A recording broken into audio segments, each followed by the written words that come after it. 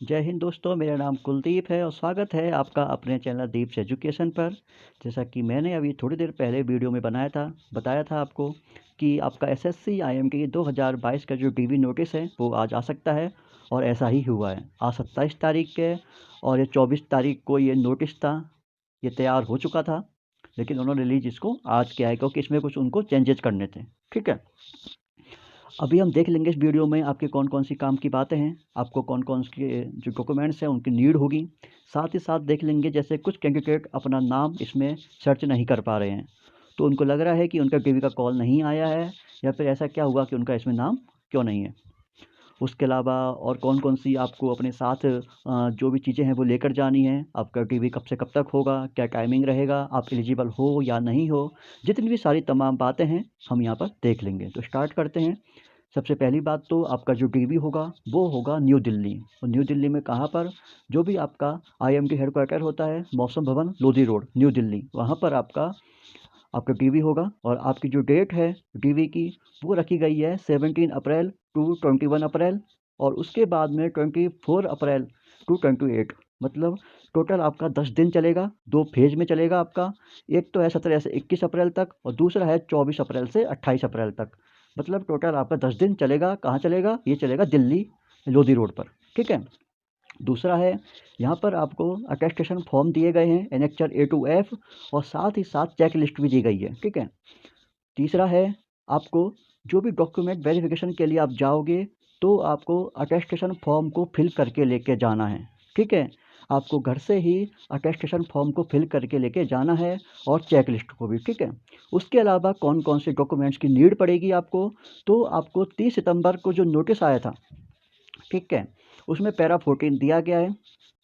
उसके अलावा एक बात और बताई गई है, जैसे अगर मान लो आपका जो डीवी है, आपका डीवी मान लो 19 अप्रैल को है और 19 अप्रैल को ही आपका कोई और एग्ज़ाम है, या कोई आपका और कोई प्रोसेस हो, किसी एग्ज़ाम से रिलेटेड हो, या कुछ बहुत ज़्यादा बीमारी हो आपकी, ऐसे कुछ, तो उसके बारे में बताया गया है कि आपका जो भी शेड्यूल होगा डीवी का वो एक्सटेंड नहीं किया जाएगा और आपको उसी शेड्यूल पर अपना डीवी कराना है। तो ऐसा कोई ये हार्ड एंड फास्ट रूल नहीं है। आपको बता दूं, अगर आपका उस दिन ही कोई एग्ज़ाम पड़ रहा हो, ठीक है, तो आप अभी आईएमडी को सिंपल मेल कीजिए, उसमें बताइए कि सर मेरा यहाँ ये एग्ज़ाम है, उस एग्ज़ाम का जो भी एडमिट कार्ड है यहाँ पर अटैच कर दीजिए। आपका जो भी आईएमडी का डीवी होगा वो आगे पीछे हो सकता है, इसमें कोई ऐसी बड़ा कोई ख़ास रूल नहीं है। ठीक है, उसके अलावा नंबर 4 पॉइंट पर दिया गया है आपका डीवी है वो स्टार्ट होगा 10 एएम पर। ठीक है, आपका जो डीवी है मॉर्निंग के 10 ओ क्लॉक पर स्टार्ट हो जाएगा और आपको 9:30 पर रिपोर्ट करना है। ठीक है, साथ ही साथ बताया हुआ है कि जो भी आपके आधार कार्ड है, पैन कार्ड है, या फिर आपका ड्राइविंग लाइसेंस है, या वोटर आईडी, जो भी आपका आइडेंटिटी प्रूफ होता है वो साथ लेकर जाना है। ओरिजिनल डॉक्यूमेंट लेके जाने हैं, फोटोग्राफ्स लेके जाने हैं, और सेल्फ अटेस्टेशन जो होते हैं उनकी फ़ोटोकॉपी का एक सेट। इसका मीनिंग क्या हुआ? सेल्फ अटेस्टेशन का मतलब होता है आपको सिंपल जो भी फ़ोटोकॉपी कराओगे आप अपने डॉक्यूमेंट्स की, वहाँ पर नीचे की साइड में अपने साइन कर देना। ठीक है, साइन करने के साथ साथ आप वहाँ पर डेट भी लिख सकते हो अगर लिखना चाहो तो। ठीक है, बाकी आपको नीचे साइन करने ही है। ठीक है, ब्लू पेन से आप नीचे अपने साइन कर देने हैं। इसका मतलब हो गया। ठीक है, और आपको अपनी फ़ोटोकॉपी का एक सेट रखना है। ठीक है, मैं तो कहूँगा आप 2 सेट लेकर जाना। ठीक है, हालाँकि यहाँ पर बोला गया 1 सेट की, पर फिर भी मैं कहूँगा आपसे कि आप 2 सेट लेके जाना। ठीक है, और नीचे उसमें साइन कर देना अपनी। ठीक है, उसके अलावा है, हाँ, कोई कैंडिडेट है जो डिसेबल होता है, जब पीएच कैटेगरी का होता है, तो उसको बताया हुआ है कि जो भी आपका सर्टिफिकेट इश्यू होता है department of empowerment of person with with with disability, ministry of social justice and empowerment. ठीक है, वहाँ से इनका पीडब्ल्यूडी एक्ट कोई बताया गया है, वहाँ से आपका सर्टिफिकेट रिलीज होता है तो उसको लेकर जाना है। ठीक है, उसके अलावा 6 पॉइंट बताया गया, जैसे कि पहले बताया था, आपकी आँखें वीक हो उसमें कोई इशू नहीं है, लेकिन आपको कलर ब्लाइंडनेस नहीं होना चाहिए। कलर ब्लाइंड पर्सन इस पोस्ट के लिए एलिजिबल नहीं है। ठीक है, उसके अलावा जो भी आप आओगे जाओगे डीवी कराने, इसका आपको कोई भी पैसा नहीं मिलेगा। ठीक है, उसके अलावा है नंबर 8 पॉइंट पे बताया गया है कि जो भी इंस्ट्रक्शंस से पैरा 14 पर, वो आप देख लीजिए एक बार। ठीक है, 30 सितंबर को जो आया था। हाँ, अब सबसे काम की बात आती है कि आप एलिजिबल हो या नहीं हो। ठीक है, इसके बारे में बताया गया, इसको ज़रूर ध्यान से देखना आप। सबसे पहली बात तो बताई हुई है कि आपके पास बैचलर डिग्री होनी चाहिए। किस किस में? साइंस में, टेक्नोलॉजी में और इंजीनियरिंग में। ठीक है, या तो आपका बीएससी की हो या बीटेक किया हो या बीई किया हो। ठीक है, और आपके पास फिजिक्स 1 साल कम से कम रहनी चाहिए। 1 साल या फिर 2 सेमेस्टर, क्योंकि आपका 1 साल 2 सेमेस्टर का होता है, तो आपके पास कम से कम 1 साल या 2 सेमेस्टर में फिजिक्स रहनी चाहिए। ठीक है, उसके अलावा कंप्यूटर साइंस, आईटी और बीसीए, एमसीए जो होता है वो तो एलिजिबल है ही है। ठीक है, उसके अलावा अगर आपने डिप्लोमा किया है इलेक्ट्रॉनिक्स एंड टेलीकम्युनिकेशन में, ईसी में, इलेक्ट्रॉनिक एंड कम्युनिकेशन में, या फिर इलेक्ट्रॉनिक्स में आपने डिप्लोमा किया है, तब भी आप एलिजिबल हो। ठीक है, और सबसे ऊपर काम की बात वही थी आपके, बीएससी हो, बीटेक हो या बीई हो, आपके पास ओनली 1 साल या 2 सेमेस्टर में फिजिक्स रही है तो एलिजिबल हो आप। और मोस्टली क्या है, मोस्टली क्या सब में यही होता है कि जब भी आप इंजीनियरिंग करते हो तो आपके पास स्टार्टिंग के फर्स्ट ईयर में आपके पास में जो फिजिक्स है वो रहती है। ठीक है, उसके अलावा दूसरी बात है कि आपके पास डिग्री हो या हो आपके पास डिप्लोमा, तो आप फर्स्ट क्लास मतलब आपके 60% मार्क्स, या फिर अगर आपके यहाँ पर सीजीपीए बनता हो तो 6.75 सीजीपीए होना चाहिए। ठीक है, उसके अलावा है जो भी आपकी क्वालिफिकेशन डिग्री है या डिप्लोमा है वो 3 साल या उससे ज़्यादा का होना चाहिए आफ्टर 12th क्लास। ठीक है, 10+2 के बाद में आपका डिप्लोमा है या जो डिग्री है वो 3 साल या 3 साल से ज़्यादा का होना चाहिए।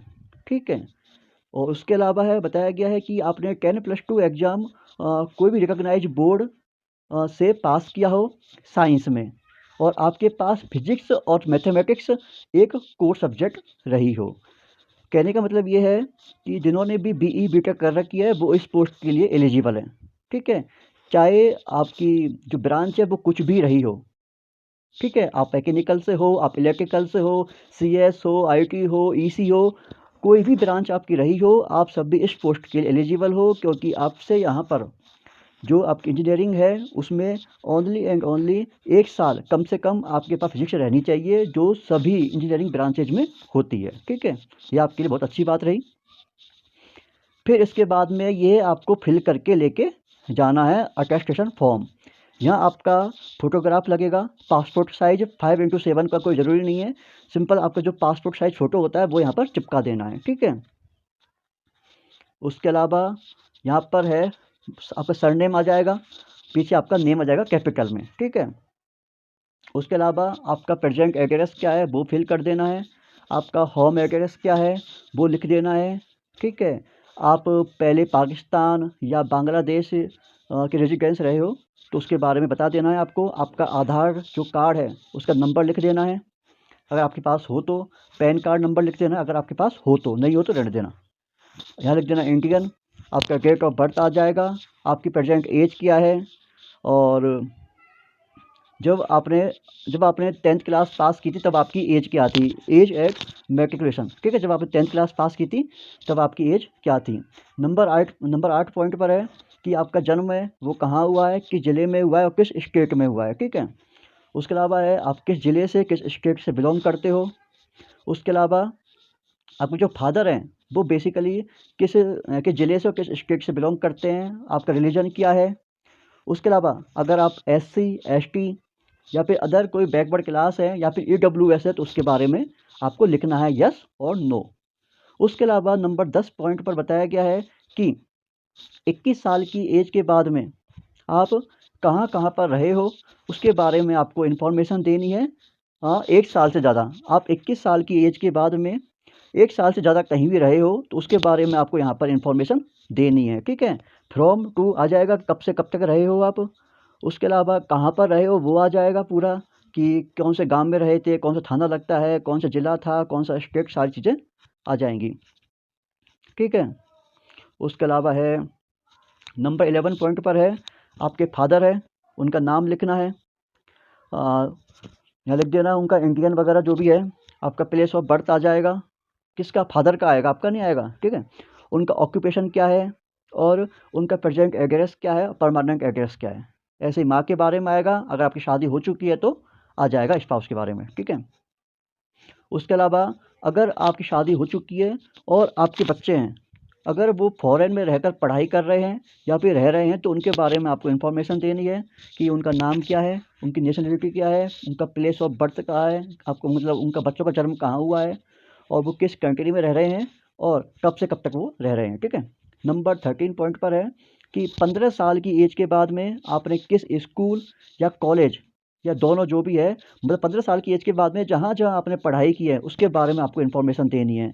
जैसे स्कूल का नाम आ जाएगा या कॉलेज का नाम आ जाएगा, आपने वहाँ पर एडमिशन कब लिया, कब आप स्कूल या कॉलेज से रिलीव हुए और आपने वहाँ से कौन सा एग्ज़ाम पास किया, 10th किया या फिर 12th किया, 11th किया, कॉलेज किया, जो भी है सारी बातें बता देनी है।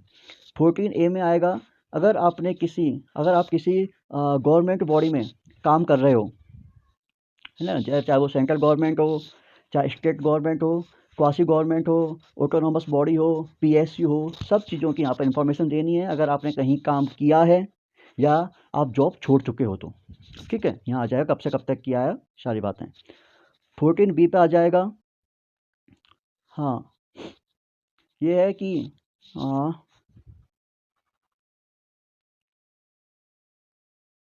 ये आप देख लेना अपने हिसाब से, क्या है मुझे समझ नहीं आ रहा है। If the previous employment was under the government, बताया हुआ है अगर आपकी जो पिछली जॉब थी वो गवर्नमेंट ऑफ इंडिया है या स्टेट गवर्नमेंट है या पीएसयू है ना, उसके अंडर में थी, और यदि आप जॉब छोड़ चुके हो ऑन गिविंग 1 मंथ नोटिस, अगर आपने 1 मंथ का नोटिस देकर जॉब छोड़ी है तो उसके बारे में आपसे पूछना चाह रहा है, ठीक है। उसके अलावा है 15I पर है, हाँ, ये तो सिंपल लॉ से संबंधित है कि आप कभी जेल हुई है क्या, कभी अरेस्ट हुए हो क्या, कभी आपका कोई चार्ज लगा है क्या, सारी बातें हैं, देख लेना आप इनको, है ना। कभी आप कॉलेज से कभी डिबार्ड हुए हो क्या, कोई एग्ज़ाम से आपको बाहर निकाला है क्या चीटिंग करते हुए, सारी बातें हैं। अब कुछ लोग पूछते हैं सर हम बाइक चला रहे थे या कार चला रहे थे तो पुलिस ने हमारा चालान काट दिया, तो हमको फिल करना है या नहीं करना। तो दोस्तों अगर आपका चालान कटा है तो उनको इसमें फिल नहीं किया जाता, ठीक है। उसके अलावा है, ये सारी बातें वही हैं, कभी आपको अरेस्ट किया हो, जेल गए हो, फाइन लगा हो, सारी बातें हैं, ठीक है। हाँ, यहाँ पर आपके 2 पड़ोसी हैं, उनके साइन होने हैं, उनके नाम लिखवा लेना और उनके साइन करवा लेना, नाम है, एड्रेस है, मोबाइल नंबर है।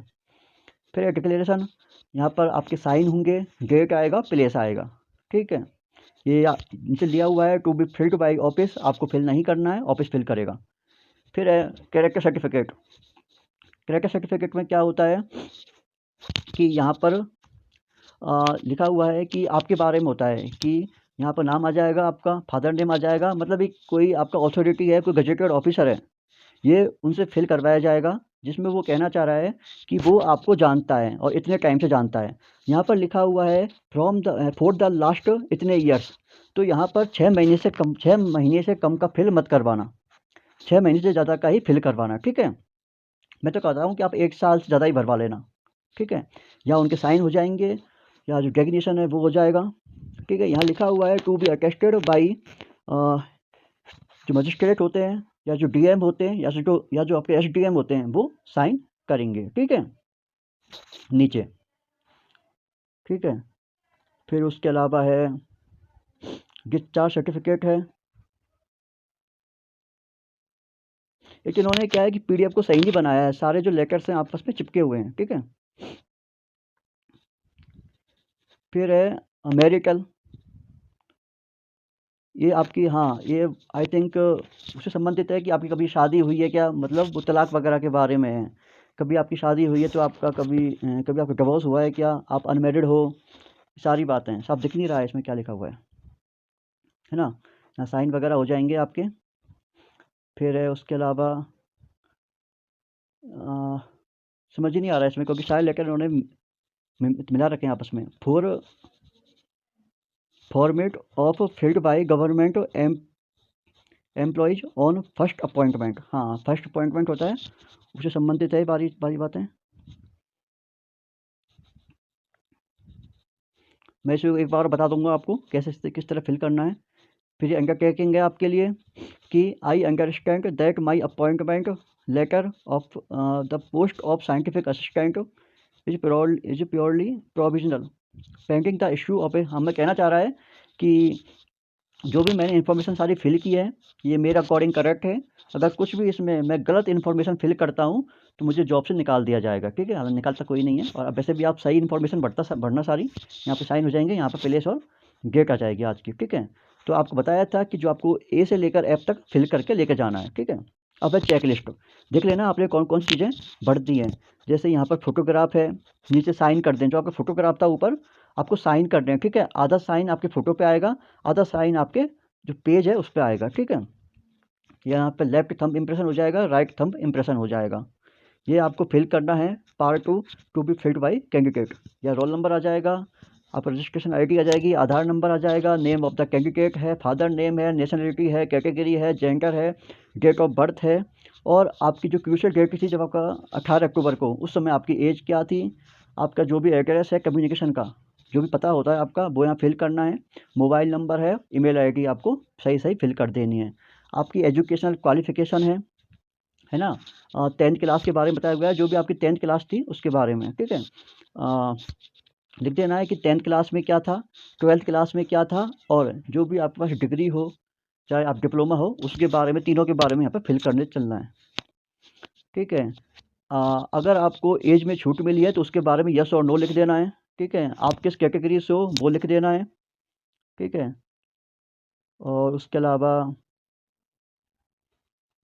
ये वही बताया गया है कि सारी इन्फॉर्मेशन मेरे अकॉर्डिंग करेक्ट है। साइन कर देने हैं, आपका नाम आएगा कैपिटल में, रोल नंबर भर देना, ठीक है। अब ये सारी लिस्ट है किस किस को कॉल आया है डीवी के लिए, ठीक है, देख लेना। और ये जो दिया हुआ है सिक्वेंस, कुछ लोग कह रहे हैं कि यह आपका मेरिट के बेस पर नहीं है, और ऑब्वियसली आपके मेरिट के बेस पर नहीं है। ये आपका जो रोल नंबर है, यहाँ जो रोल नंबर दिया हुआ है पीछे, जैसे कि बात करता हूँ अवलीन कपूर की, इनका रोल नंबर है 1004300068। तो ये जो आपका रोल नंबर का जो सीक्वेंस है ना, तो इसको असेंडिंग ऑर्डर में लिखा गया है, ठीक है, बढ़ते हुए क्रम में लिखा गया है, ठीक है। उसके अकॉर्डिंग आपका डीवी शेड्यूल किया गया है, ना कि आपका मेरिट बेस पर किया गया है। 17 अप्रैल से शुरू हो रहा है, 9:30 का आपका AM का रिपोर्टिंग टाइम है। जैसे कनिका है नंबर 9 पर, इनका रोल नंबर है 1402100630। इनका डीवी 17 अप्रैल को है 9:30 AM पर। जैसे जो लोबिश हैं इनका भी 17 को ही है, पारुल गुप्ता का भी 17 को ही है, रवि कुमार का 17 को है, अंकिता का भी 17 को है, हर्षित का भी 17 को है, अंकित का भी 17 को है। और जैसे आप कुछ कह रहे थे कि उनका लिस्ट में नाम नहीं दिख रहा है, सबसे पहले तो मैं आपसे कहूँगा कि आप क्या कर रहे हो कि सर्च में जाकर अपना नाम सर्च कर रहे हो, ऐसे आपको सर्च नहीं करना है, ठीक है। अपना रोल नंबर है वो चेक कीजिए, अगर वो भी नहीं आता है मैं कहूँगा थोड़ी सी मेहनत कर लीजिए आप, और जो PDF है उसमें एक एक नाम अपना सर्च कर लीजिए, या फिर जो रोल नंबर है उसको चेक कीजिए, क्योंकि रोल नंबर है वो असेंडिंग ऑर्डर में है, ठीक है। उसके अकॉर्डिंग आपको अपना नाम मिल जाएगा। और बाकी ये है उदिता सहगल है, इनका 17 अप्रैल को है ना। उसके अलावा बीना का भी 17 अप्रैल को है, जयदीप का 18 अप्रैल को है, अजय का 18 अप्रैल को है। 995 कैंडिडेट की लिस्ट है। बाकी इन्होंने जो PDF है ये सही से नहीं बनाई है, ठीक है। अभी सही मैं सही कहूँ तो हो सकता है कि आपकी PDF फिर से आए, पर मुझे लगता नहीं है कि फिर से आएगी। और बाकी आप सभी को ऑल द बेस्ट, है ना। अच्छे से आप इसको फिल करें, अच्छे से जल्दी से DV करा के आएँ अपना। कब था, 17 से लेकर 28 अप्रैल था आई थिंक, हाँ, ठीक है। आपको यही इन्फॉर्मेशन देनी थी। बाकी आपकी और कोई क्वेरी हो, कोई डाउट हो, नीचे कमेंट कर सकते हैं, है ना। अपना जो इंस्टाग्राम है, टेलीग्राम है, फेसबुक है, व्हाट्सएप ग्रुप है, सबकी लिंक नीचे कमेंट बॉक्स में पिन की हुई है, वहाँ जाकर आप कैसा भी क्वेश्चन या डाउट पूछ सकते हैं। और चैनल को सब्सक्राइब कर लें, जिससे जो भी इन्फॉर्मेशन आगे होगी आपको मिलती रहेगी। बाकी अपना ध्यान रखें, वीडियो लगा हो आपके काम की हो तो वीडियो को लाइक करें। Okay, thank